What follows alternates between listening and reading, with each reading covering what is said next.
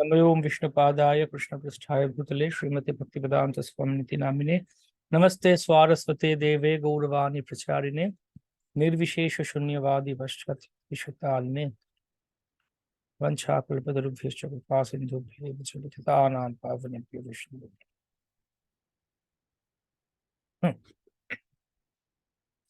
Hare Krishna. So we are now in Srimad Bhagavat Mahapuran, first chapter, first canto, chapter 1, text 3. So as we discussed in text 2, Vyasdev discussed the... You want this? Yeah, I will just put this. First, in Vyasdev discussed the Aishwarya of Srimad Bhagavatam, glories of Srimad Bhagavatam. And now in text 3, Vyasdev is going to highlight on the sweetness, madhurya of Srimad Bhagavatam.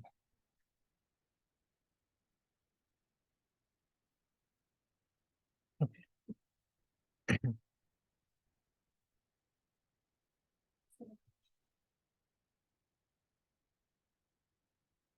निगमकल्पतरोर्गलितं फलं सुखमुखादमृतद्रवसंयुतं पिबत भागवतं रसमालयं मुहुरः रसिका भुवि भावुकाः. Know, O thoughtful man, that the Srimad Bhagavatam is the mature fruit, the tree of Vedic literatures. It emanated from the lips of Sri Shukdev Goswami. Therefore, this nectarian fruit is all the more relishable by liberated souls. That's Srimad Bhagavat Mahapuran. Okay, so... Not the BBT edition. Which one are you reading? Reading BBT edition only. So maybe this is the older version. Okay. All this is because... No, I choose this version because it's a PDF. It's easier for me to use and I can highlight. Otherwise, database is there, online, offline. Yeah, I choose this one because it's easy to handle this. PDF is there. So this is a 1972 edition. Mostly, maybe. It's a Ritwik's useless edition. That's why it's available. Yeah, probably.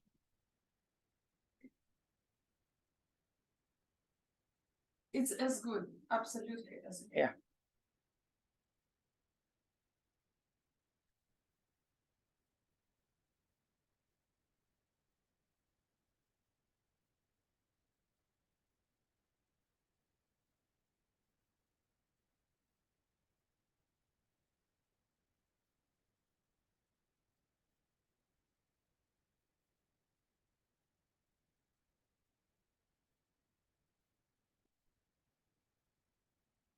Okay.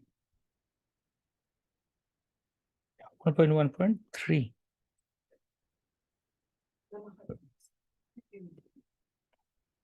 Invitation to release Srimad Bhagavatam, Prayojana. O expert and thoughtful man, please release Srimad Bhagavatam, the mature fruit of the desired tree of Vedic literatures that became tastier by the touch of Srila Shukdev Goswami's lips. So, traditionally it's said, even in Bengal also, in other, I think other culture also, like fruit is there, for example, mango. So if the parrot, the bird comes and bites it, tastes it with its beaks, then that fruit becomes more tasty. I don't know, like some kind of mechanism is there, system is there. The bird, half eaten by the bird, the other half is really tasty. A little bit bird partially eats and lives. That's more tastier. The Shukdev Goswami is a transcendental parrot of Srimati Radharani, and he tasted Srimad Bhagavatam and he gave it us back. So let us honor that. Let us relish that. Nigama kalpataror galitam phalam. So the word nigama means the Vedic literatures. Nigama or agama.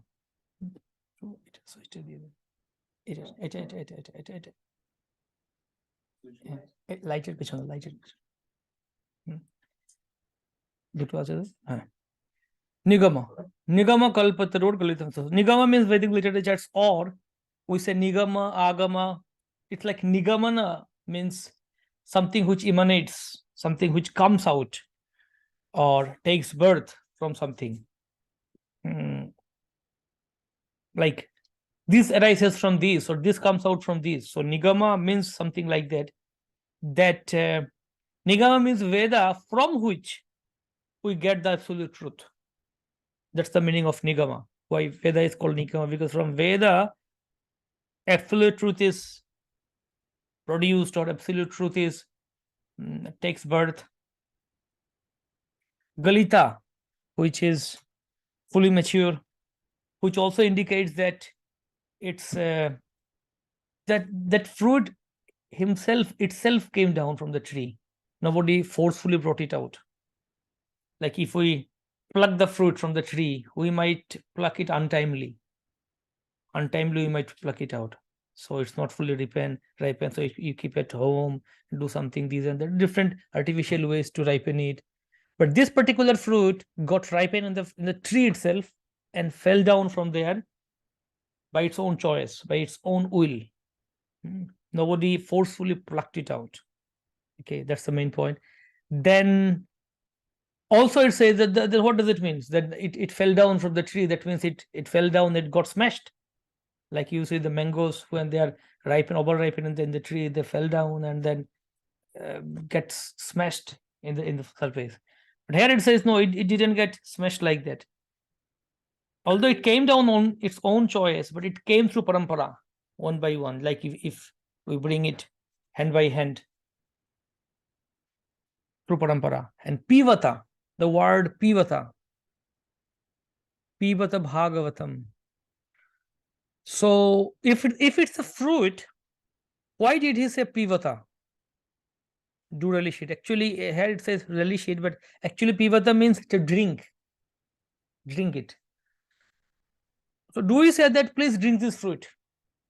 Do we say like this? Or please eat this fruit? For liquid, we say drink, please drink this juice, drink this soup. But for fruit, for something solid, we say please eat it, eat this fruit. But here, Vyasdev is saying, please drink this fruit. Why he is saying like this?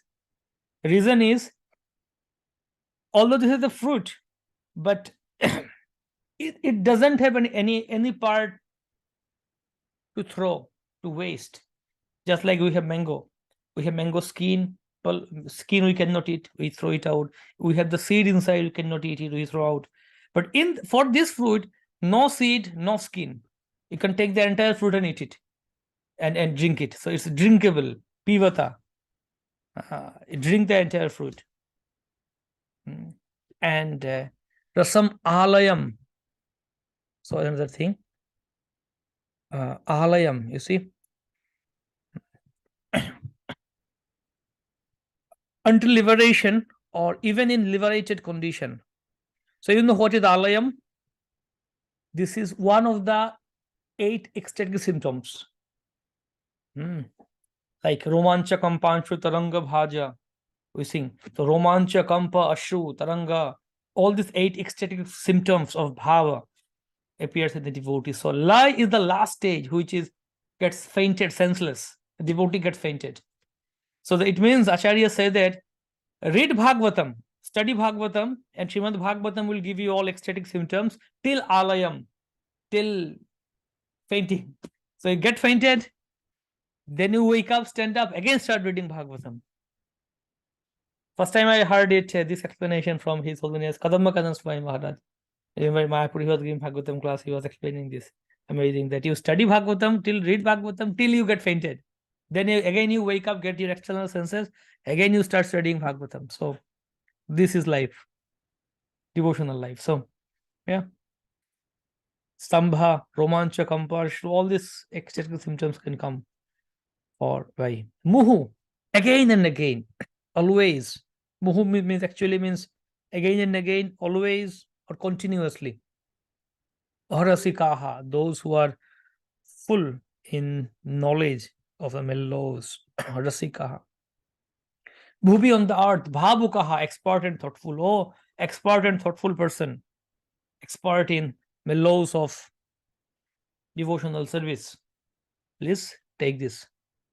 Kalpataror, this Srimad Bhagavatam is Kalpataror. It's transcendental desire tree. The desire tree, really. Pritam Phalam. And Shukha Mukhat. Shukha Mukhat Amrita Drava. Drava means semi-solid and soft and therefore easily swallowable. Semi-solid. Nice. Samyutam, perfect in all respects. So it's Shukha Mukha, it's the remnant of Shukdev Goswami. Uchishta of Shukdev Goswami. Shukdev Goswami, first of all, he drank it, he digested, then he gave it us back. Kind of, it's remnant of Shukdev Goswami. So actually, by studying Srimad Bhagavatam, we are getting the remnant of Shukdev Goswami and Acharya Srila Prabhupada. So devotees, I don't know otherly, at least Bengali devotees are very much eager to get the remnants of devotees. So when they say it's their own rasa, their own like make fun like devotees, they will go and take the food. Prasad or Prabhu, give me something from your plate. Give me all this. They do whatever. Sometimes they fight means what? Oh, this devotee takes his devotee takes his. Like all these things goes on when devotees have a feast and all. But the point is, yeah, we should take Vaishnava Uchishta, remnants of devotees. But there are two types of remnants of devotees. So basically, I tell this for Bengali devotees in the class that the two types of remnants, one is the food that we eat, another is katha. When the Hari Katha comes out of the mouth of a devotee, that's another remnant. So it's like if I want to take remnant of Jayavaladev Prabhu, prasadam from him, he's not here to give me. So what to do? So then I can hear Hari Katha from him. So if you want to take really remnant of a devotee, listen to Krishna Katha from him instead of fighting and snatching away the plate from each other. So, and that's the main, actually, that's what we are discussing yesterday also about devotees. Vishayavishta murkhanam chitta samskaram aushadham Vishram vena guru seva Vaishnav uchishta bhojanam. Sarvabhauma Bhattacharya says this wonderful verse that Vishayavishta murkhanam, for a fool who is fully engrossed in material sense gratification, Vishayavishta murkhanam chitta samskaram aushadham, and there is a medicine to cure his heart. What is that? Vishrambhena Guru Seva. Serve your Guru, worship spiritual master with great faith, and Vaishnava Uchishta Bhojanam, take remnants of devotees. Two medicines. Serving the spiritual master and take remnants of devotees. But for remnants of devotees, take except hear Krishna Katha from them. From where? This verse? This verse from Sarvabhauma Bhattacharya in Chaitanya Shatak. He has 100 verses. Yeah, he glorified Mahaprabhu. So now let's go to purport of this verse, wonderful verse. In paragraph 1, first paragraph, Prabhupada talks about how Prabhupada is saying that in the two previous slokas, it has been definitely proved that the Srimad Bhagavatam is a sublime literature which surpasses all other Vedic scriptures due to its transcendental qualities. It's a sublime literature. Okay.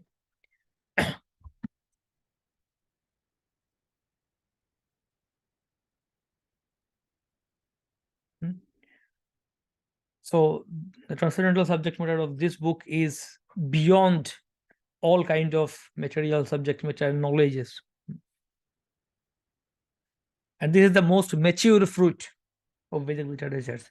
So an analogy given, devotees sometimes explain. I don't know where did they get it from, or some devotees say it that just like the devas, the demigods and the demons churned milk ocean, and first they got poison, and then they got the elephant, horse, all these things came one by one.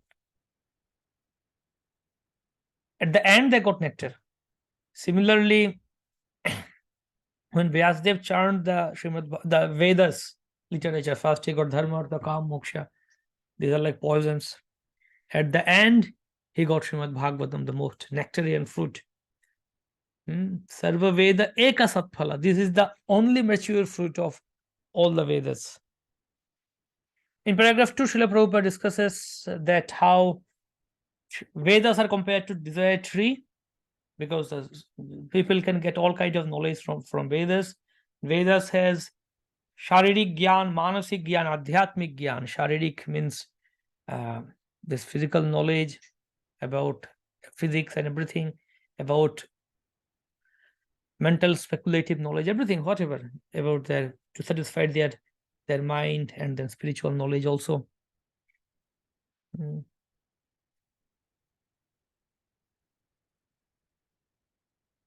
Regulated principles of knowledge covering social, political, religious, economic, military, medicinal, chemical, physical, and metaphysical subject matter.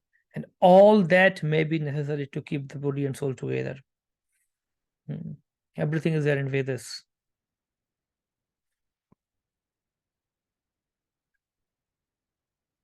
So then, from next paragraph onward, Srila Prabhupada started talking about rasa tattva, about the rasas. The 12 rasas. First of all, what is rasa? Prabhupada gives the definition of rasa, what we also find in Nectar of Devotion, Bhakti Rasamrita Sindhu, in the preface that talk about rasa. That every living entity, beginning from Brahma, the firstborn living being within the material world, down to the insignificant ant, desire. Oh, what's happening? It's down button. Some ghost captured my Srimad computer.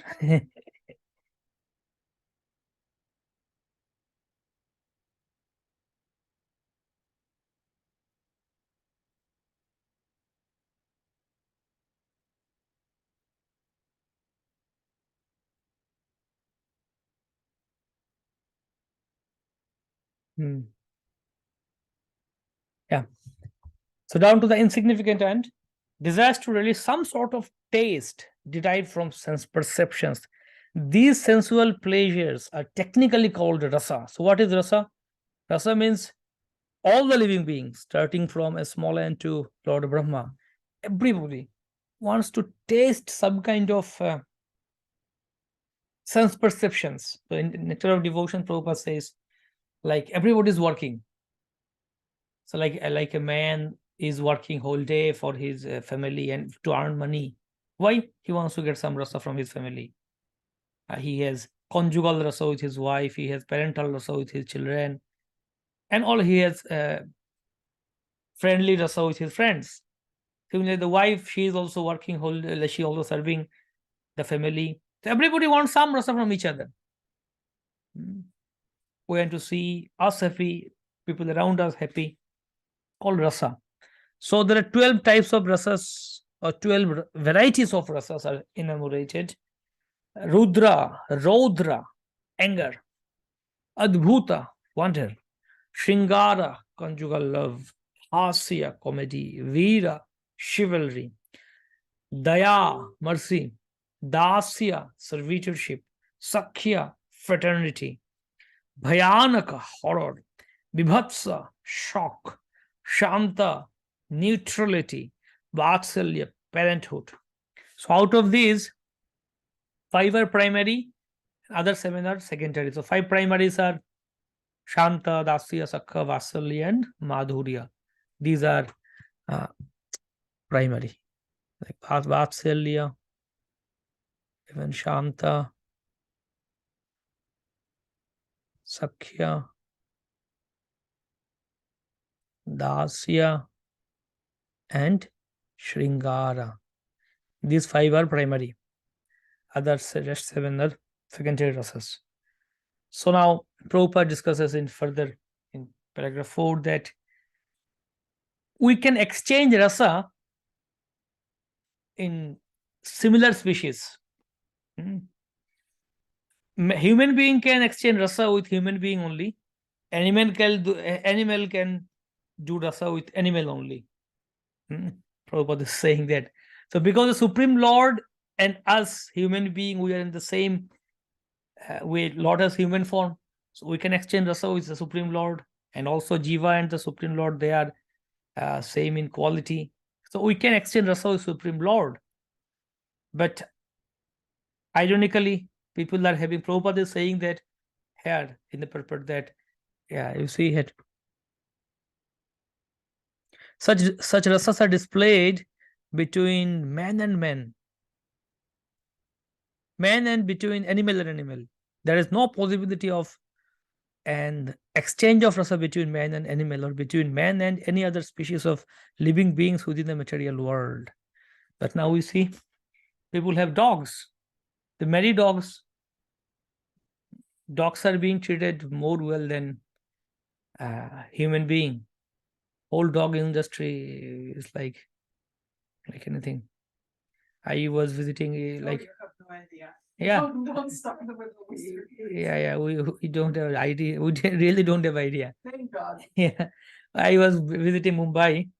I think last year I was going to Mumbai, so my seat was on in second class. Then it was auto upgrading, so auto they upgraded into first class cabin. So as soon as I entered in the train, like as soon as I entered, wow, what is this? So there was one lady with a big dog, and she said that I don't know, she doesn't bite. I said, she said, yes, she doesn't bite. No, don't worry. And I hope you don't have any allergy from pets. I said, okay. So fortunately, I had my seat on the upper berth. I just sat there. So then after that, her husband brought another doggy. So they had two, and they were traveling with that. They were in a group. So You sure that was an upgrade? yeah, it. So I was saying, oh my God, what do I do? It's like more than 35 hours journey from Calcutta to Mumbai, and I have to travel with them. Sorry, next time, good. But fortunately, they changed their compartment. They went to next compartment after some days. So I had to tolerate them for half an hour only. After half an hour, fortunately, they changed it. But then within half an hour, I was seeing that lady was carrying her dog so much, this and that. Oh, I said, wow. So rasa. But these people only, when we talk about protecting cows are our mother, protect cows. They say, oh, you people are so fanatic. Why cows, this and that? But these people only, they will deal with dogs in that way. So now what is in paragraph 5, Prabhupada discusses about what is the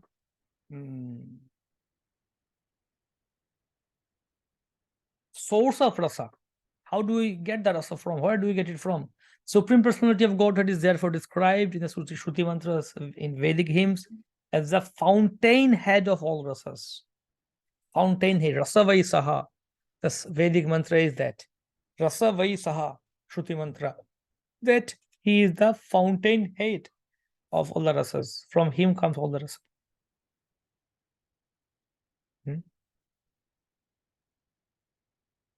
Yeah. So then how do we get the full, complete experience of rasa? Only when we are connected with Supreme Lord in some of the rasa, then only we can understand, we can experience this rasa to the fullest extent. And it also indicates that all the living beings in its constitutional position, which is endowed with a particular type of rasa, is to be exchanged with the personality of Godhead. And then only we can experience it to the full.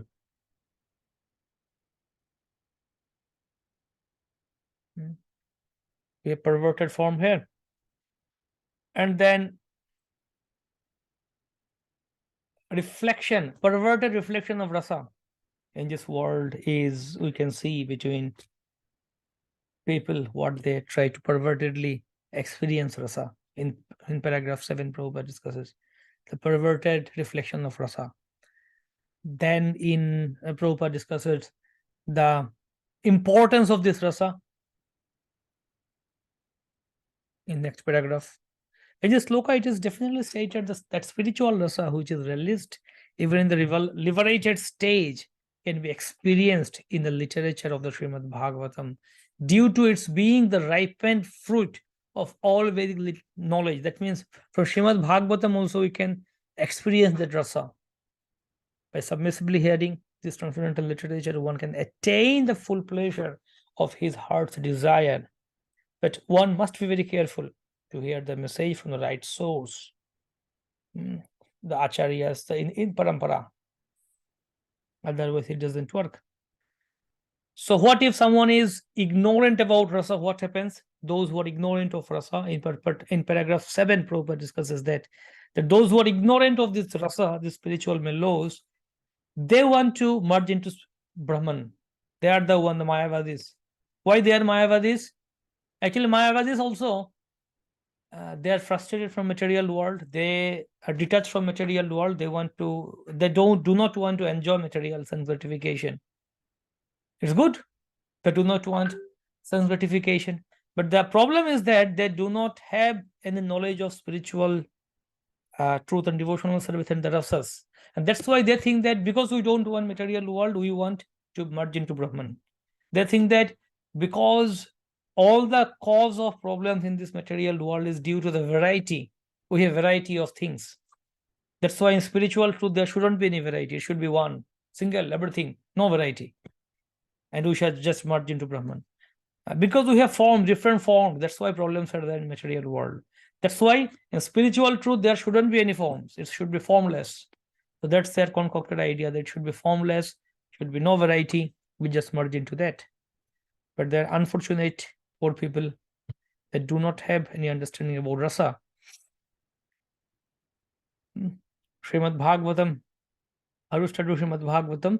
Study with, in paragraph 8, Prabhupada discusses that with listen Srimad Bhagavatam with faith, with respect, then only we can understand it.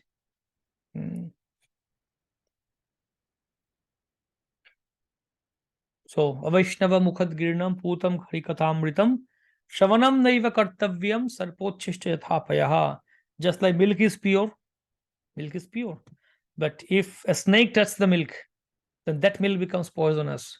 Similarly, Srimad Bhagavat Mahapurana is pure.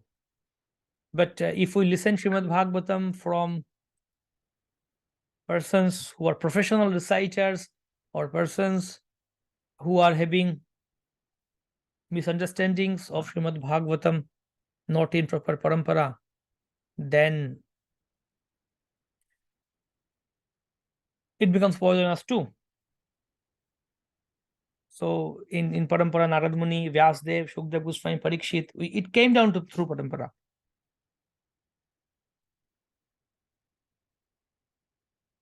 So pure devotees are more attracted. They're attracted to the pastimes of Supreme Lord, like Shukdev Goswami and all. That's being discussed here. Then in paragraph 9, Prabhupada establishes the personal form of Supreme Lord. The Supreme Lord has personal form. He is not formless. You see, if we say the Lord, okay, if we say someone that, okay, Jai Valadev Prabhu, you are impersonal, you don't have form. That means we are telling you that, oh, Jai Valadev Prabhu, you do not have form, you do not have any body. And that means you don't have any eyes to see. That means you are blind. You are formless, impersonal, that means you don't have ears to hear. That means you are deaf. You don't have any form, that means you don't have legs and hands to walk. You are lame, crippled, handicapped. So if we are saying the Lord, okay, God, you are formless, impersonal, that means we are saying, oh God, you are blind, deaf, crippled, handicapped, lame. So is it glorification of Lord or is it criticism of Lord? No. We are saying, you are formless, that means you are ghost. Those who are formless, ghosts are formless, they don't have body. Shukhamukhat, it indicates that Lord Narayan is the top branch of the tree. Vedic literature is the desired tree and Lord Narayan is the top branch of the tree. And there are different branches. Lord Narayan the top branch. Then second top branch is Brahmaji, then Narad Muni, then Vyasdev, then Shukdev Goswami. So branch to branch it came down. And Suta Goswami. So it came down to us gradually in step by step. That's why it's still intact.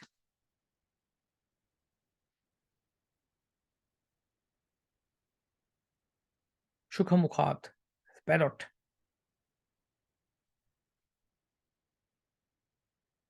And what is the special quality of Shukdev Goswami? Shukdev Goswami received Srimad Bhagavatam from his father, Vyasdev. And he, we'll see later, Shukdev Goswami is glorious also. He is expert in delivering it also. So in Parampara, in Guru Parampara, we have received Srimad Bhagavat.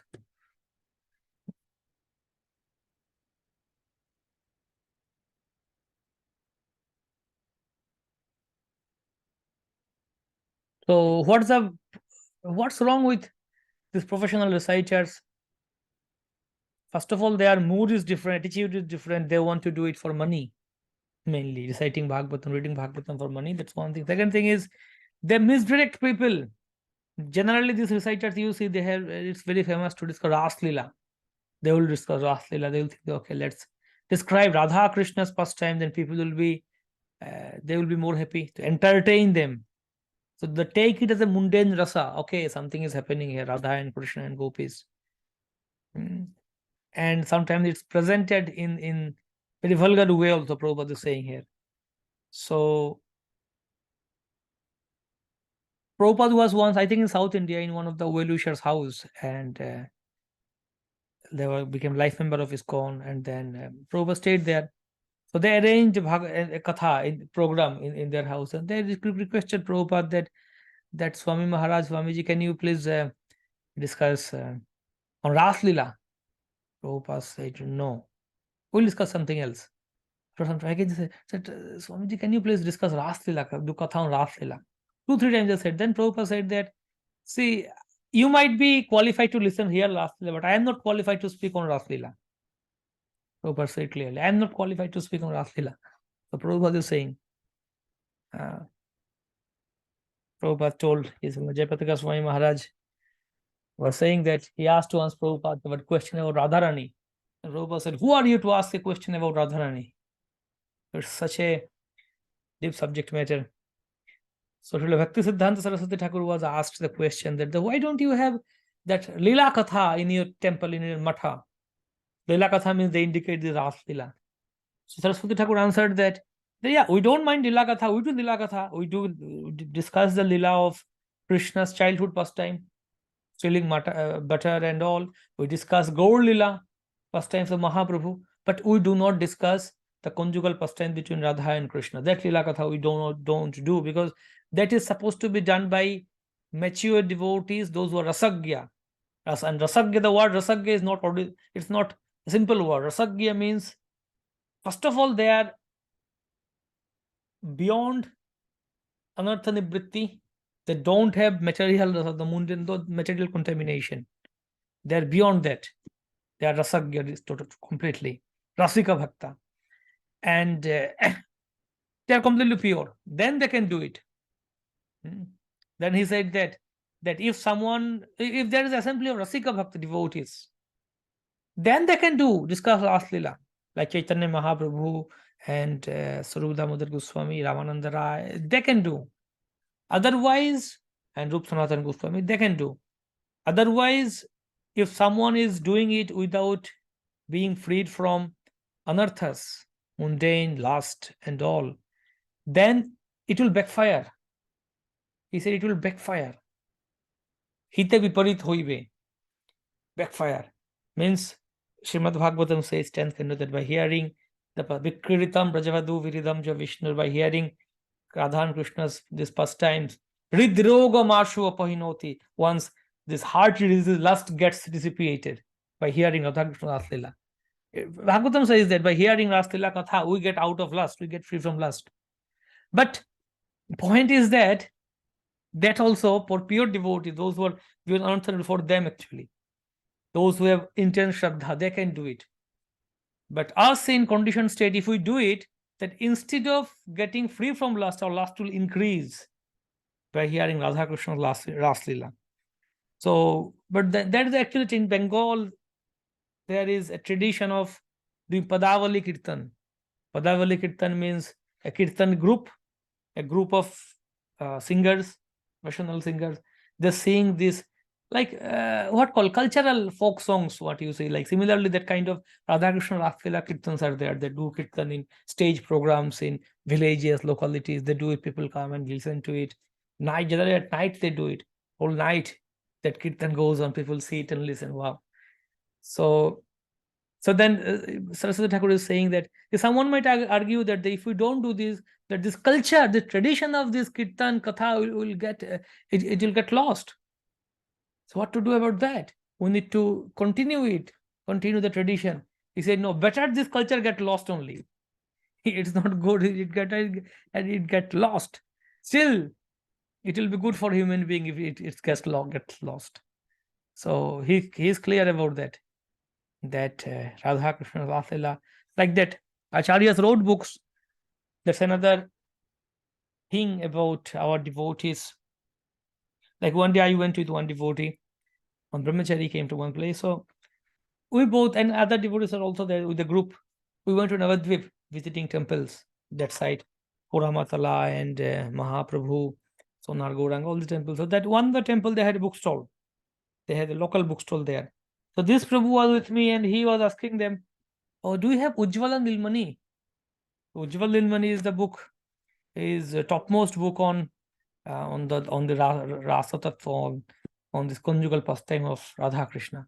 This, do you have Ujjwal Nilmani? I said, why do you need this? Why do you ask? He said, no, I will buy and keep it in my in my local library. And when I get old, then I will sit and peacefully read it. He said, what? Just because when you become old and you can read it. So like the people have the idea that okay, we read this, or they are more deep, confidential subject matter. Ujjwal Nilmani, Vidagdha Madhav, Lalit Madhav, Krishna Bhavanamrita, Govinda Lilamrita. So Acharyas wrote commentaries to that, Vishwanath Chakravarti Thakur wrote, and Rupa Goswami and Acharyas wrote books on that, these books. So there are two types of books of Acharyas. One is about Tattva, another is about Rasa. So after reading Prabhupada's books, if we want to read, we can read the Tattvas. Try to read the Tattvas, like, yeah, Sandarbhas, or like for example, Vishwanath Chakravarti Thakur. When Vishwanath Chakravarti Thakur came, he went to Vrindavan. At that time, Gaudiya Vaishnavism was again, it was in dormant state. So Vishwanath Chakravarti Thakur saw that there were lots of Apasampradaya, offshoots from Gaudiya Vaishnava Sampradaya, and they were more paranoid about Rasa, about Rupa Goswami's Ujjwal Nilmani, Vidagdha Madhav, Madhav. They were more paranoid about that Rasa conjugally, I think. And Vishwanath Chakravarti Thakur, what he did, then first he wrote commentary to this, Ujjwal Nilmani, Vidagdha Madhav. So when he wrote his commentary to these books, then all these people, all these Vaishnavas, Gaudiya Vaishnavas, was really enamored. They are really impressed by Vishwanath Chakravarti Thakur, by his writing. Such brilliant commentary he wrote. So they overnight accepted him as their hero. The Vishwanath Chakravarti Thakur became their hero because he wrote on Rasa. He described further commentary on the pastimes of Radha Krishna conjugal, because they were interested with that only. So he attracted all of them. All of them became obedient to him. Then gradually he started writing other books. And toward the later point, he started writing about Bhagavad commentary, Bhagavad Gita commentary, Sarartha Varshini and all. So initially he wrote on Rasa, then gradually came to Darshana Siddhanta. That was his strategy to catch those people. Then Valada Vidyabhushan came and he gave intense philosophy to this. So our devotees also, there was one devotee and disciple of Saraswati Thakur, and he was really, really close to Saraswati Thakur. He was really close disciple of Saraswati Thakur. And in fact, like you can say that he was like a son of Saraswati Thakur. It was such intimate to Saraswati Thakur. And Saraswati Thakur told him many times, you take sannyas. He said, no, not now, not now. But later on, what happened? He started reading this Ujjwal Nilmani and all other books, started reading that. And then he left Gaudiya Math. He left in the thing. So Saraswati Thakur was really deeply pained at heart. In fact, in his last will also he mentioned about this. Last will also he mentioned about that he shouldn't have done like this. So really a thing. Because they have this thing, like Jayapataka for me, Maharaj was saying that. So Bhaktivinoda Thakur is there, and Bhaktivinoda Thakur's fourth son is Bhakti Siddhanta Saraswati Thakur, and I think sixth or seventh or eighth son is Lalit Prasad Thakur, Lalit Prasad Goswami. So Lalit Prasad Goswami, he took another line of the Babajis and of Vrindavan, and they are more about this Siddha Pranali and this meditating on rasa, meditating on conjugal pastime Radha Krishna. So Jayapataka Maharaj was saying that once he and then that their ashram is in Virinagar, near Krishnanagar, birthplace of Bhaktivinoda Thakur. We visited that place with Maharaj. So in those days, early days, so when Lalit Prasad Thakur was present, so Maharaj, Jayapataka Maharaj, he went to Virinagar for some purpose, some other thing. Then he met with Lalit Prasad Thakur, and he was telling him that, okay, why don't you stay tonight? Tonight you stay here, reside here, and I will tell you some confidential pastime of Radha Krishna. He was telling Maharaj. And Maharaj said, no, I have lots of things to do in Mayapur. I'll go to Mayapur and I have to return to that. I can't stay here. He said, no, I can tell you something confidential, pastimes of Radha Krishna, which is you haven't heard. Then Maharaj said, if Srila Prabhupada gave us Krishna book, I'll go to Mayapur, I'll read Krishna book and I'll sleep, take rest there. So Krishna book is there for us, it's sufficient. Krishna, Radha Krishna's pastimes. So actually, Gauriya Vaishnava means, they said that Gauriya Vaishnava means we are follower. Actually, Gauriya Vaishnava, one meaning is Gauriya Vaishnava is follower of Chaitanya Mahaprabhu, Gauranga Mahaprabhu. Another is that because this area is called, Bengal is called Gaur, Gauravbhumi. So Vaishnava devotees from Bengal are called Gauriya, and devotees from Orissa are called Oriya. Oriya and Gauriya in Chaitanya Charitamrita is mentioned. That's one meaning. But another meaning is Gauriya means followers of Srimati Radharani, devotees of Srimati Radharani. That's called Gauriya. So being a Gauriya, it's our duty that it said that Gauriya Vaishnava should every day meditate on Radha and Krishna. Every day we should meditate on Radha and Krishna. So that's why this Vrindavan Babaji said that this Gauriyas, being Gauriya, we should meditate on Radha and Krishna, and you guys, what are you doing? So, and for that, Srila Prabhupada gave us Krishna book. So we can read Krishna book every day, and we can meditate on Radha and Krishna, but we don't do this. And then these Vrindavan Babajis come and say, hey, you guys should meditate on Radha and Krishna, but you are not doing it. Come to us, I will tell you more confidential thing. And then devotees go this. Every year there is a custom from Mayapur. Some devotees every year they go to Vrindavan and join them. And that's unfortunate. So it's great. With one Gauranga Prabhu and me, once we arranged in the Mayapur Institute, some few years before COVID, we arranged a seminar, few days seminar called Raga and Vidhi Bhakti. So Vidwan Gauranga Prabhu spoke on it, and I translated also in Bengali for English and Bengali crowd. It was there. Some 4 days seminar sessions were there. Lots of devotees arranged there. It's there on our YouTube channel. We recorded it. Very good. So after, and there was, we had lots of these arguments of these Babajis that they said that Narottam Das Thakur also said that sadhane bhabi bejaha siddho de bhabe means whatever you think while you're doing sadhana, you will get that only. So you should think of Radha Krishna's pastime, then only you will get it.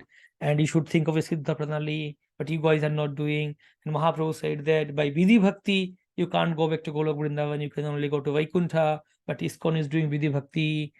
And they have lots of complaints against ISKCON and Gaudiya Vaishnavism. So then we dealt with Vidwan Prabhu, dealt with this, that's there. So after the seminar was there, then some Bengali devotees came and told, after the seminar it was recorded and they shared around this recording, some devotees came and told Vidwan Prabhu that actually we were planning to go and join Vrindavan this year.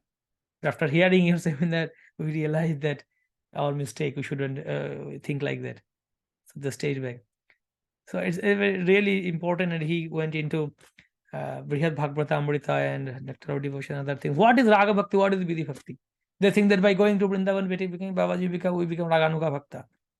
So it's important, those who are interested in this, you can listen to, go through that. Lots of Shastric references are showed there. It's there on our YouTube channel. You can just search Raga and Vidhi Bhakti. It's on our Paratattva YouTube channel, it's there. you search it, you will find it. I think 8 videos are there. 4 days we divided half, 1 or 2 videos each day. Some 8 videos, something are there. So that's a you think that our sometimes people are more paranoid about that. And these people, they come and tell. I was hearing once a class of Jayapataka Maharaj, and it's very.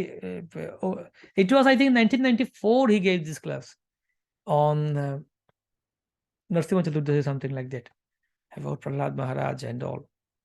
The lecture title is that I spit on your face. I said, what is it? So I heard. I said, what is this interesting title? Listen to the lecture. So he was in the class, means he was giving the class on Prahlad Maharaj prayers that Evam, what is that? Prahlad Maharaj is praying to Narasimha Dev that, oh my dear Narasimha Dev, I am grateful to my spiritual master Narad Muni. How can I forget his contribution to me? How he showed me to you, brought me to you. So I am grateful to him. So Prahlad Maharaj is showing his gratitude to his spiritual master. So Devataka Maharaj is talking on spiritual master, how we should be grateful. And he said that some people are the envious people. They will come to you and tell you that come to us, we'll tell you something deep, confidential subject matter that your guru didn't tell you. Is he indicating those people? They said that, okay, in ISKCON you have primary.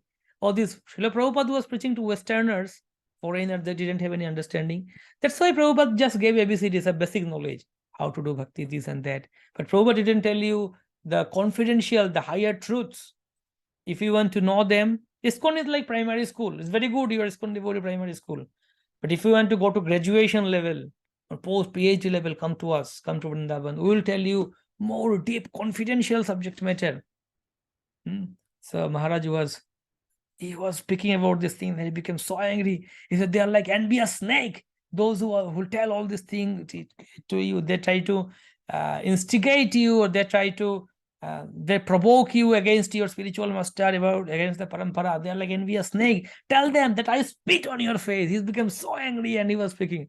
I was listening with my earphone. I felt like he will come out of the phone to me. He was so angry. He was just roaring like anything in their class. So yeah, these people is historically, we lost lots of devotees from parampara, from ISKCON. They think that just by going there and thinking of Radha Krishna, Rastakali and Lila, they will tell you, oh, you are a gopi and you are a this and your pastime is like this. So it is Siddha Pranali is bona fide. Chaitanya Charitamrita also we get integration of that. Even Bhaktivinoda Thakur, till his time also it's there. But after that, they started doing the malpractice and started doing it in perverted way. So Saraswati Thakur, Srila Prabhupada, they really condemned it. Even Prabhupada in Ocean of Mercy, the book of Bhakti Charu Maharaj, he wrote it that one day Prabhupada was in Mayapur, and one local person, Prabhupada knew him fondly, Prabhupada liked him, that person, a local devotee, or local person, he is in local Mayapur resident. He came to meet Prabhupada. And Prabhupada was lying on bed and talking, and he was there. And Prabhupada was really very talking with him affectionately. Prabhupada knew him, he's a long old friend, young man. So then he asked Prabhupada that, Prabhupada, can you tell me something about Siddha Pranali? So as soon as he told about Siddha, Prabhupada was really angry on that. No, what will you do Siddha Pranali? So wrong, this, and Prabhupada was really happy on that. Suddenly, Prabhupada was so peaceful, talking. Suddenly, as soon as he heard it, he became so angry. He chastised him like anything. It's there in that book. So, our devotees, that's why Bhakti Maharaj has a seminar. He would give, every year he would give one seminar there. What called? Srila Prabhupada gave us everything, even Raganuga Bhakti. He had that famous seminar he gives every year. Prabhupada gave us everything. Everything is there in Bhagavatam. Everything is there. Just follow it, you get it. You don't need to, specifically, you don't need to leave your guru and go to some other place and do something.